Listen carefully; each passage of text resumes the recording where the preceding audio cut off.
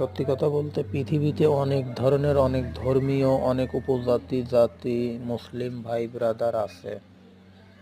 এরা আসলে যে যেখানে থাকে সে সেখান থেকে শুকরিয়া আদায় করতে হয়। দেখেন আমরা কতভাবে কত সুস্বাদু খাবার কতভাবে খাই, আর তাদের জীবনযাপন এবং তাদের কালচার, তাদের পরিবেশটা দেখুন একটু।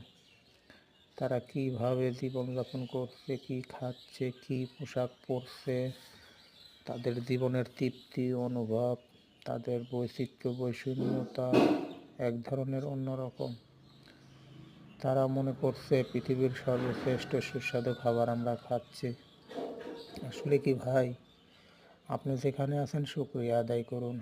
তাদের থেকে আপনি শতগুণ ভালো অবস্থানে আছেন।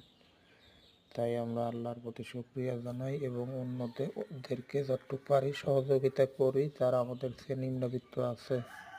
আমিন।